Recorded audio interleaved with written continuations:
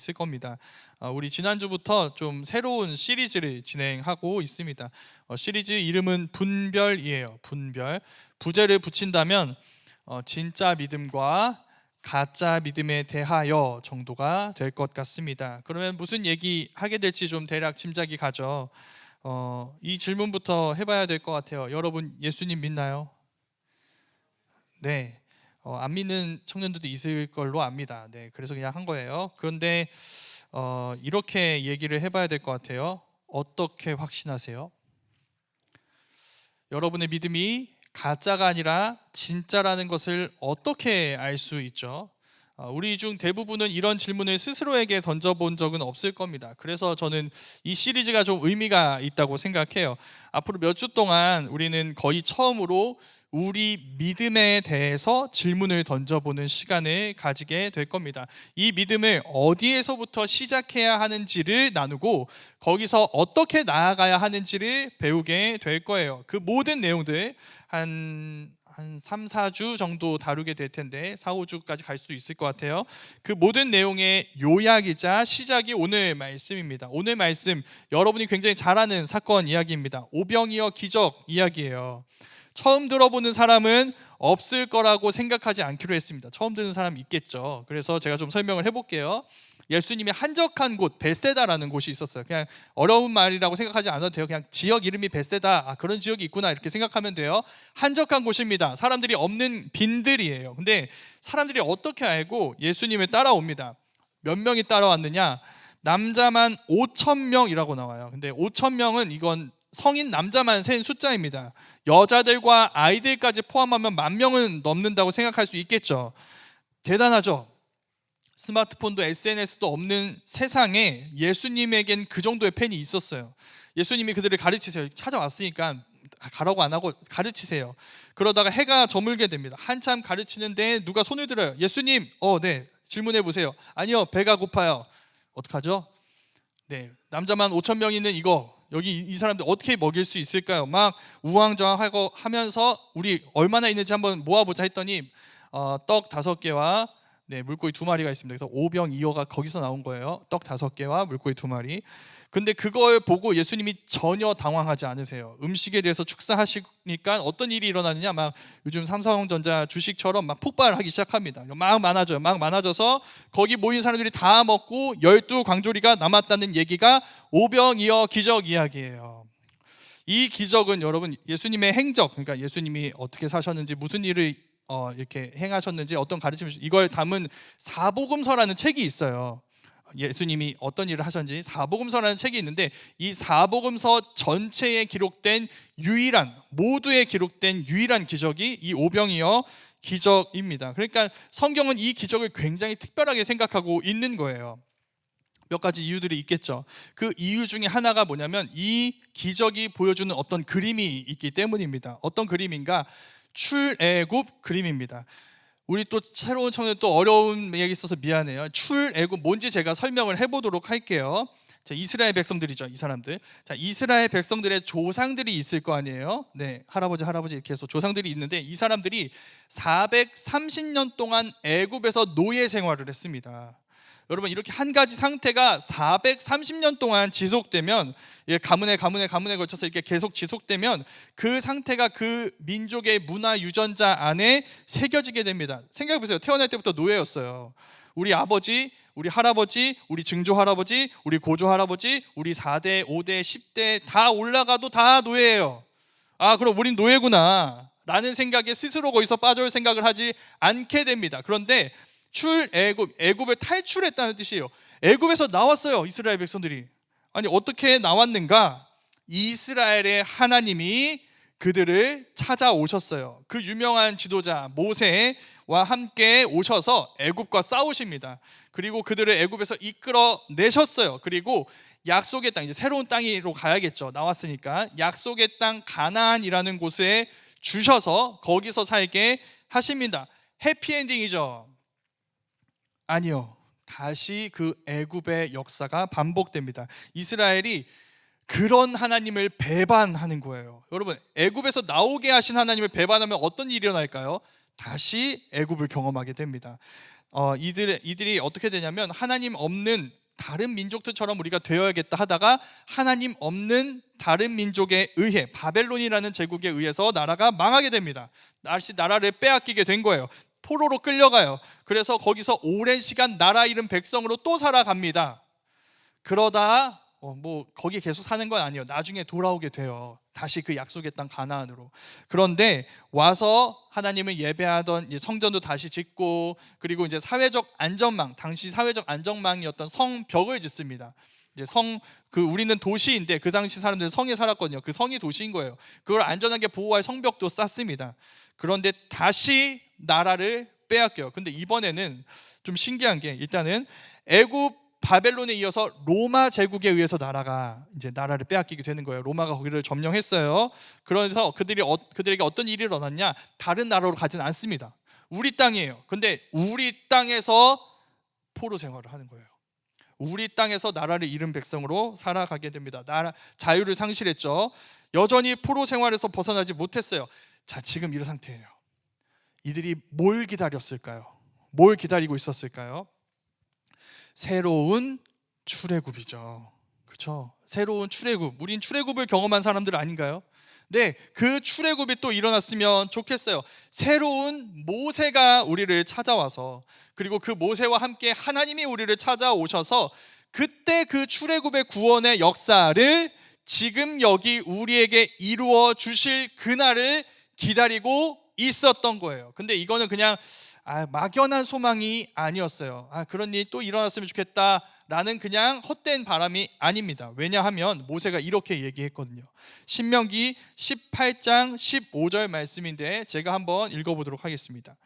내 하나님 여호와께서 너희 가운데 내 형제 중에서 너를 위하여 나와 같은 선지자 하나를 일으키시리니 너희는 그의 말을 들을지니라. 자, 누가 온대요?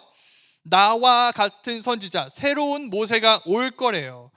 자, 그 모세가 오면 무슨 일이 일어날까요? 새로운 출애굽이 일어날 수 있겠죠. 그럼 중요한 건 뭐냐면 그 새로운 모세를 우리가 어떻게 알아볼 수 있는가, 이거예요. 그렇죠. 그래야 우리가 그의 말을 잘 듣고 그가 일으키는 구원을 잘 따라갈 수 있을 테니까, 그때 그 새로운 선지자가 우리에게 온다면 우리는 어떻게 그를 알아볼 수 있을까? 무엇을 경험하게 될까?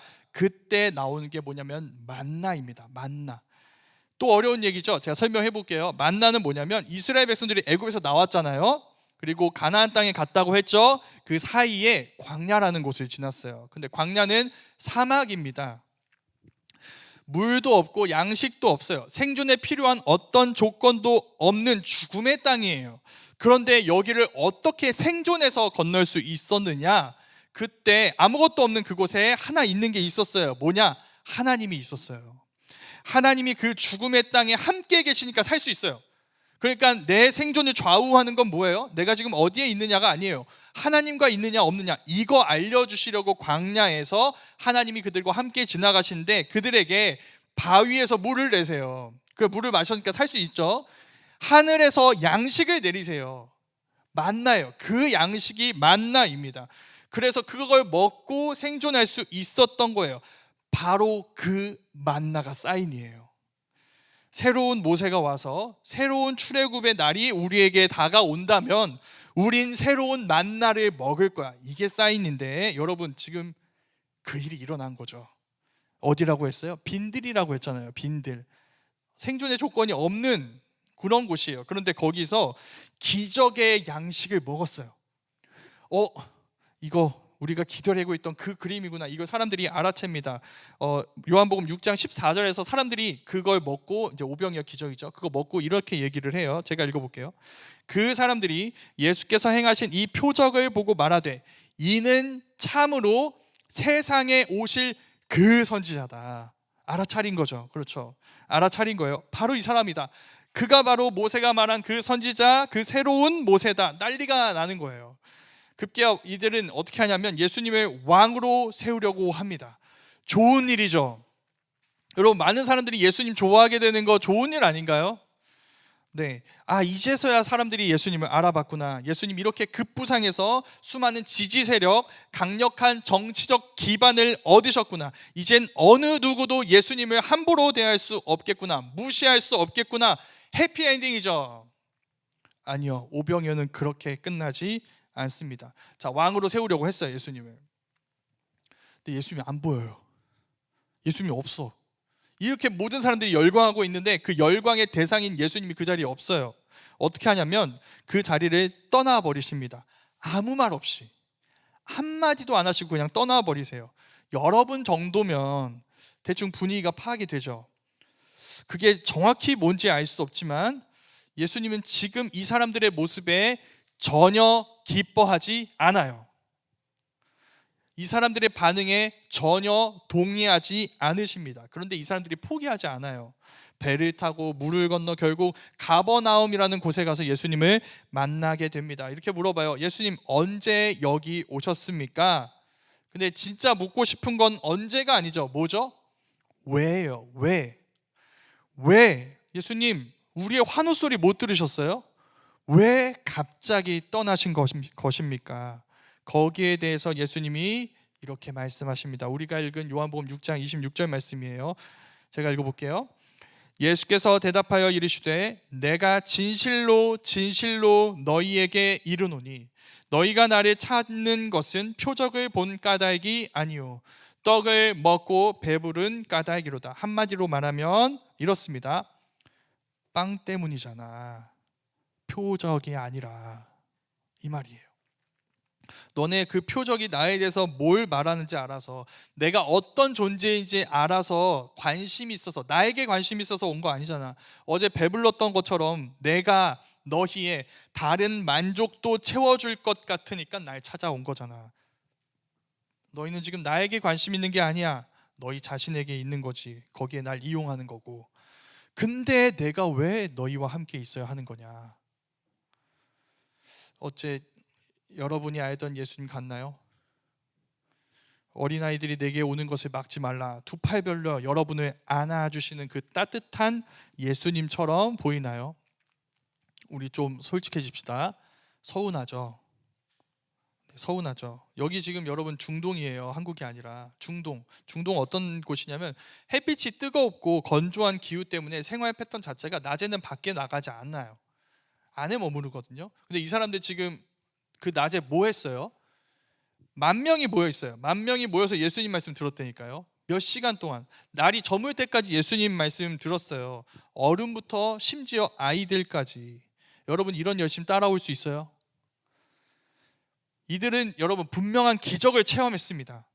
예수님을 높이려는 뜨거운 마음을 갖고 있고요. 거기서 비롯된 엄청난 헌신을 갖고 있어요. 예수님 계속 쫓아다녔잖아요. 떠나시니까 배 타고 물 건너서 만난 거잖아요. 그런 사람들한테 예수님이 뭐라고 말씀하세요?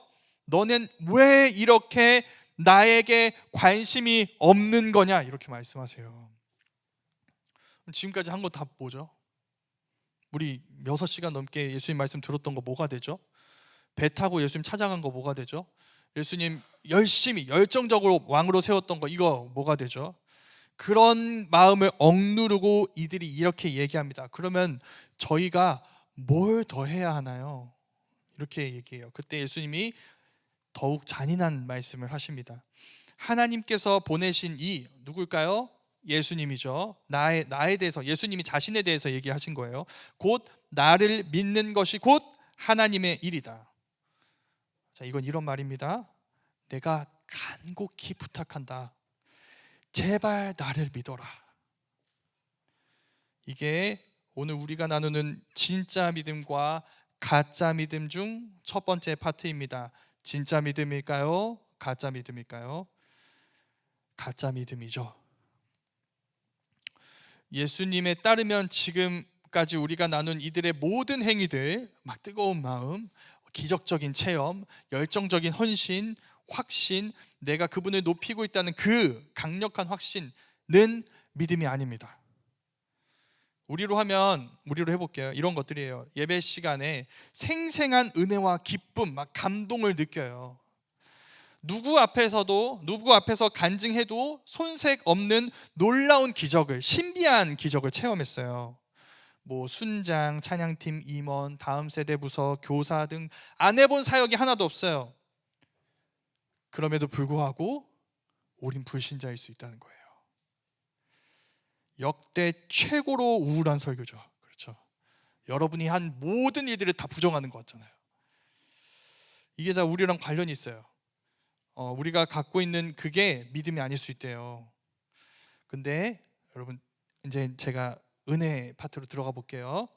그 사실이 우리에게 주는 은혜가 있습니다. 두 가지 은혜가 있어요. 첫 번째, 여러분, 우리가 믿음이라 믿었던 그 모든 것들이 있잖아요. 뭐 체험, 봉사, 헌신, 확신, 뭐 이런 것들, 이 모든 것들이 끝이 있다는 사실과 관련이 있습니다. 첫 번째 은혜는 우리가 방금까지 믿음이라 생각했던 그것, 예수님 믿음이 아니라 하셨던 그것이 다 끝이 있다는 사실과 관련이 있습니다. 제가 설명을 해볼게요. 앞에서 얘기했죠. 뜨거운 감정, 열정적인 헌신, 특별한 기적 경험, 막 섬김, 여러분 그것 자체가 다 여러분 나쁜 게 아니에요. 그게 무의미하다고 제가 말하는 게 아닙니다. 근데 제가 묻고 싶은 건 이 질문이에요. 잘 들어보세요. 그게 언제까지 지속될 수 있을까요? 언제까지? 제가 결혼 얘기할 때 자주 하는 말이 있습니다. 뭐냐면, 여러분, 결혼은 사랑보다 위대합니다. 이 말이에요. 결혼은 사랑보다 위대합니다. 여러분, 결혼하는 사람들의 90%는 사랑해서 결혼한다고 얘기해요. 10%는 아닐 수도 있어요. 정확한 퍼센트는 모르지만 한 10%쯤 생각해 볼게요. 근데 우리가 지금 얘기할 건 90%예요. 사랑해서 결혼한다고 하는 그 케이스 얘기를 해볼게요. 90%는 평생 사랑할 거라는 생각으로 사랑해서 결혼했어요. 근데 그 중에 3분의 1이 헤어집니다. 나중에 헤어져요. 왜 그럴까요? 그들이 생각했던 사랑, 거기에 근거가 있어요. 먼저 감정입니다. 우리는 서로를 생각하면 얼마나 설레는가, 얼마나 가슴이 뛰는가. 자, 이게 사랑이라고 생각하는 거예요. 가슴이 뛰는 거. 두 번째, 확신입니다. 이 사람이 내 평생 함께할 사람이라는 그런 확신이 들어요. 이제 두 번째겠죠. 세 번째, 어떤 특별한 경험일 수도 있어요. 이런 거죠. 나중에 제가 실제로 본 사례인데, 나중에 알고 보니까 사진을 이렇게 같이 보고 있는데, 알고 보니까 서로 모르던 그 상태에서 같은 날, 같은 시간에, 같은 장소에서 찍은 사진이 있는 거예요. 그래서 찍혔어. 서로가 서로 때, 서로의 사진에, 모르는 사이일 때, 우린 운명인가 봐. 다 같이 있죠. 다 소중하고 의미 있는 일이에요. 그런데 여러분, 그 모든 것들이 사라지고 의미 없어지는 순간이 온다니까요. 자, 그 순간이 왔을 때, 이게 다 사라지고 의미 없어지는 순간이 왔을 때 이 사람들이 뭘 생각한 거예요? 사랑해서 결혼했는데 사랑이 사라졌네. 그러면 결혼도 끝인 거죠.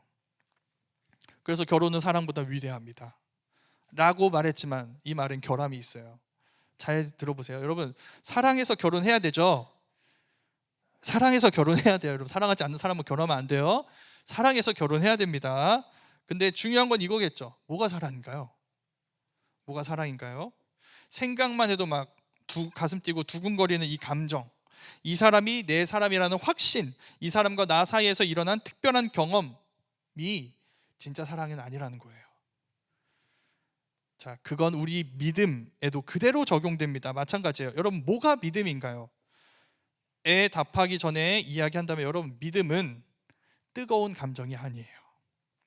왜냐하면 여러분, 일단 다 얘기하고 설명해 볼게요. 그리고 내가 예수님을 믿는다고 생각하는 뜨거운 확신도 아닙니다. 수련회 예배에서 경험한 특별한 어떤 경험도 아닐 수 있어요. 그럼 절망적인데 왜 목사님 거기에 은혜가 있다고 얘기하셨나요? 말씀드리죠. 지금 이런 청년들 있을 거예요. 한번 자기 자신을 생각해 보세요. 예배가 너무 좋아요. 찬양 부를 때 막 행복해요. 말씀을 들을 때 막 영혼의 충만해짐을 느낍니다. 순모임 가면 은혜가 넘쳐요. 제자반, 뭐 바이블 아카데미 막 등등 양육받을 거 생각하면 막 설레요. 그렇지 않을 때가 있어요. 근데 여러분, 그렇지 않을 때 있습니다. 그거 좋은 거예요. 설렌 거 좋은 거예요. 제자반 많이 신청하세요. 선교팀 많이 신청하세요. 바이블 아카데미 많이 신청하세요. 좋은 겁니다. 근데 여러분, 그런 감정이 늘 우리에게 있는 건 아니라는 거예요. 여러분, 교회에서 지금 내가 하고 있는 일들이 너무 많아요. 다 너무 재밌어요. 하는 섬김마다 막 좋은 결과가 막 나와요. 막 청년들이 돌아와요. 하나님께 돌아오고 막 헌신하겠다는 얘기도 막 나오고 막 이래요. 모든 섬김이 즐겁습니다. 근데 여러분, 어느 순간 지칠 때가 올 거예요. 섬김이 지칠 때가 옵니다. 여러분에게 있는 정말 기적 같은 체험들 있죠? 있을 거예요. 그 굉장히 특별하죠. 여러분만 갖고 있는 거예요. 그런데 여러분, 그게 뭔지 기억이 안 나는 순간이 올 거예요. 그런 순간이 있었다는 기억만 남게 되고 그 기억마저 없어지는 순간이 올 수 있습니다. 근데 여러분, 당황하지 마세요. 그건 비정상적인 일이 아닙니다. 그건 여러분이 사람이라는 증거예요. 여러분, 사람의 감정은 변해요. 당연한 거 아닌가요? 사람의 감정은 변해요. 기쁠 때도 있고 슬플 때도 있는 거예요. 네, 맞아요. 그리고 여러분, 우리 슈퍼맨이 아니에요. 일 많이 하면 피곤한 건 당연한 거 아닌가요? 네, 당연한 거예요. 우리의 기억은 여러분 한계가 있어요. 한계가 있습니다. 잊혀질 수 있습니다. 근데 만약에 여러분, 지금 제가 말한 거, 막 가슴 뛰는 이 감정, 그리고 확신, 뭐 섬김, 막 그 강렬한 체험, 이런 것들이 우리의 믿음이라고 생각해 보세요. 여러분, 그건 절대 좋은 소식이 아닙니다. 언젠간 끝나는 거 아닌가요? 그럼 우리의 믿음이 계속 뭐예요? 유통기한이 있는 거예요. 언제 사라질지 몰라, 이게. 그러니까 늘 두려울 수밖에 없죠. 나도 그런 체험 있었으면 좋겠다. 나도 늘 열심히 헌신해야만 믿음을 가진 거다 라는 게 되어버리잖아요. 지치는데, 여러분 지치잖아요. 지칠 수 있잖아요. 사람이니까 지칠 수 있는데, 여러분 그거 섬기는 거 못하면 그럼 믿음 사라져버리는 거라면 이거 좋은 소식이 아니에요. 나쁜 소식이죠. 자, 여기까지 왔다면 이제 진짜 이제 두 번째 은혜로 나아갈 준비가 되었어요. 그럼 뭘 물어보게 될까요? 그럼 진짜 믿음은 무엇인가요? 이 질문으로 가게 되겠죠. 가짜 이제 믿음에 대해서 얘기했으니까 진짜 믿음은 무엇인가요? 라는 질문이죠. 다시 오병이어로 가보겠습니다. 앞에서 나눈 그 예수님 이야기에 그 열광적인 오병이어 무리들이 물어봐요. 이거 했어야 돼. 이렇게 물어봐요. 예수님, 그럼 당신은 누구신가요? 이 질문이에요. 여기가 출발점입니다, 여러분. 여러분은 예수님에 대해서 물어봐야 합니다. 믿음은 1차적으로 우리에 대한 이야기가 아니라 예수님에 대한 이야기예요. 우리가 생각하는 예수님이 아니라 자신에 대해 직접 말씀하시는 예수님에 대한 이야기, 거기에서 믿음이 시작할 수 있다고요. 여러분, 예수님이 자신에 대해서 뭐라고 답하실까요? 여러분, 자소서 쓸 때 어느 정도 분량 나오나요? 뭐 한 페이지 넘어가죠. 예수님은 얼마든지 길게 얘기할 수 있었을 거예요. 그리고 말씀 보면 또 충분히 많이 말씀하신 것 같아요. 그런데 예수님의 말씀은 딱 한 문장입니다. 이걸 기억하면 돼요. 이렇게 말씀하세요. 나는 생명의 떡이다. 이게 오병이어의 메시지였어요. 나는 생명의 떡이다. 여기서 떡은 뭐 추수감사할 때 나눠주는 그 청년들은 안 먹는 그 콩 많은 그거 있잖아요. 그냥 버니 그런 떡이 아니에요. 이거 근데 권사님들 보시면 안 되는데, 네, 어쨌든 그런 떡은 아니에요. 네. 여기서 떡은 뭐냐면 헬라어로 아르토스라고 합니다. 근데 아르토스는 유대인들이 주식으로 먹는 빵을 말해요. 그러니까 주식이에요. 우리로 하면 뭐예요? 여러분, 주식은 뭐예요? 밥이죠. 밥이라는 거예요. 근데 여기서 밥은 그 밥만 의미하지 않습니다. 우리의 생명, 먹으면 어떻게 돼요, 여러분? 이게 우리의 생명을 유지하잖아요. 그리고 먹으면 이게 우리의 존재가 되잖아요.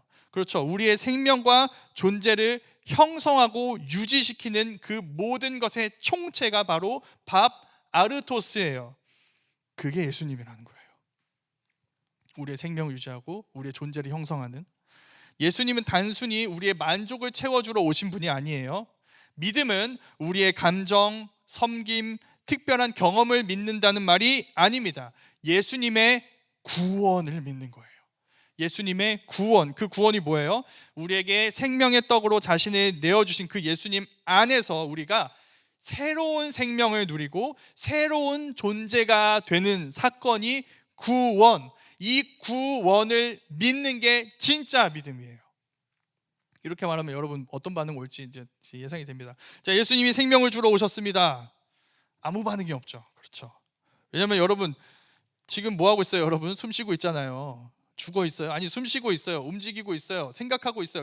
가슴이, 심장이 뛰고 있어요. 이미 살아있는데 무슨 생명인가요? 거기에 대해서 이렇게 말씀하세요. 아니요, 그런 생명을 말하는 게 아니에요. 여러분, 여러분은 살아있는 것 같아요. 그런데 지금 여러분들은 한순간도 쉬지 않고 죽어가고 있습니다. 그걸 무엇으로 막을 수 있나요? 여러분이 원하는 것을 다 가진다 해도 여러분은 죽습니다. 그 죽음 앞에서 여러분이 가진 그 모든 것들을 다 잃어버리게 될 거예요. 그 잃어버릴 것들을 주러 오신 게 아니라는 거예요. 예수님은 그 죽음을 이기는 생명, 새로운 생명이죠. 지금 우리에게 있는 것과 다른 새로운 생명, 그리고 영원한 생명, 죽음으로 끝나지 않는 영원한 생명을 주러 오셨다는 거예요. 그 생명으로 살아가는 새로운 삶, 새로운 삶, 그리고 영원한 삶, 이걸 영생이라고 하죠. 영원한 삶을 주러 오셨어요. 그 예수님이 그 영생이라는 구원을 주러 오신 분이라고 믿는 게 진짜 믿음이라는 거예요. 그러면 여러분 답할 겁니다. 우선 그거 제가 지금 믿고 있어요. 네, 안 믿는 거 아니에요. 저 이미 믿고 있는데요. 그럼 저 지금 진짜 믿음 갖고 있는 거 맞는 거죠? 라고 얘기하겠죠. 그럼 제가 이렇게 물어볼게요. 여러분, 그러면 새로운 생명, 영원한 생명을 가졌어요. 여러분의 삶은 어떻게 바뀌었습니까? 새로운 삶이 시작됐다면서요. 영원한 삶으로 나아가고 있다면서요. 어떻게 바뀌었어요? 여기에 대한 대답이 있어야 돼요. 정말 여러분, 구원은 여러분에게 가장 가치 있는 일인가요? 제가 이 질문, 이 두 가지를 쉽게 바꿔 세 가지로 얘기를 해볼게요. 첫 번째, 여러분은 잘 생각해 보세요. 이거 진짜 한번 진지하게 생각해 봤으면 좋겠어요. 여러분은 구원이 없는 사람의 삶은 그에게 어떤 것이 있더라도 비참하다고 생각하나요? 구원이 없는 사람의 삶이 뭘 갖고 있어도 그가 비참하다고 생각하나요? 여러분, 살면서 부러운 사람들 많이 만나봤죠? 무엇이든 우리보다 많이 가진 사람들 있잖아요. 뭐 주변에 없더라도 TV를 통해서 많이 보는 그런 거 있잖아요. 사실 부럽다고 말하기도 뭐한 어마어마한 사람들이 많이 있어요. 재산, 일론 머스크, 막 외모, 강동원.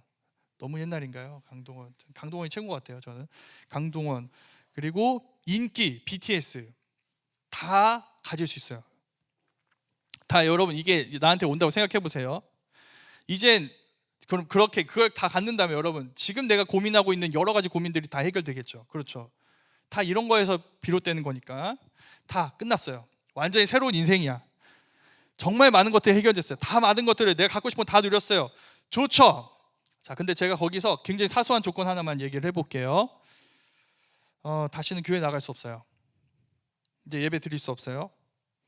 여러분의 선택 무엇인가요? 바꿀 건가요? 바꾸지 않을 건가요? 여러분, 그게 비참하다는 이유로 바꾸지 않을 수 있나요? 내가 가질 수 있는 것을 다 가졌는데 예배 드릴 수 없어. 이건 비참한 거야 라고 하면서 바꾸지 않을 수 있나요? 두 번째 질문입니다. 자, 여러분이 가졌고 이미 가졌어요. 그리고 앞으로 가지게 될 어떤 것도 여러분의 구원보다 감사한 일은 아닌가요? 이 질문이에요. 자, 여러분이 기도하고 있는 거, 바라는 거 다 이루어질 거예요. 취업 됐어요. 시험 합격했어요. 여러분이 정말 사랑하는 사람과 가정을 이뤘어요. 도무지 치료될 것처럼 보이지 않았던 우리 가족들 아팠거든요. 할머니, 할아버지 병세 이거 진짜 치료될 수 없을 것처럼 보였는데 다 치료됐어요. 너무너무 감사하죠. 그때 이렇게 얘기하는 거예요. 그런데 그 어떤 것도 구원보다 감사한 일은 아니에요 라고 말할 수 있나요? 이게 두 번째 질문이에요. 여러분이 가진 어떤 것도 구원에 대한 감사보다 넘치는 감사는 없다는 거죠. 두 번째, 정말 그런 건가요? 마지막 세 번째, 여러분은 구원이 너무너무 감사해서 여러분이 원하지 않는 일도 할 수 있나요? 마치 이런 거예요. 제가 지난주에 차에 치여 죽을 뻔했습니다. 사실 여기 있을 수가 없었어요. 꾸며낸 얘기예요. 긴장하지 마세요. 근데 제가 이렇게 이제 치려고 하는 순간 누가 저를 밀쳐서 대신 사고를 당했어요. 이건 뭐 고맙고 이거 이런 얘기 할 수가 없죠.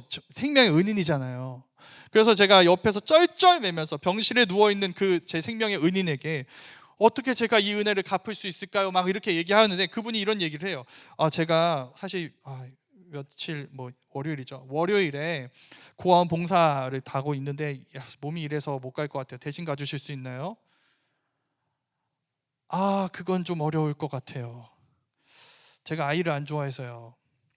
그런 일 한 번도 안 해봤거든요. 그걸로 제가 상처받으면 어떡하죠? 라는 마음이 들 수는 있어요. 근데 여러분, 그 부탁을 이길 수 있을까요? 그 마음이?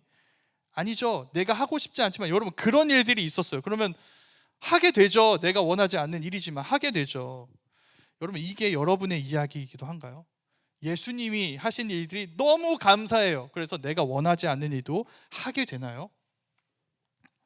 이 세 가지 질문 앞에 서보는 것, 그리고 여러분이 믿고 있다 믿었던 그 구원의 크기를 다시 보고 온전히 회복하는 것, 그게 오늘 말씀의 결론입니다. 여러분 스스로에게 물어보세요. 여러분이 믿는다고 하는 그 구원의 크기는 얼마나 큰가요?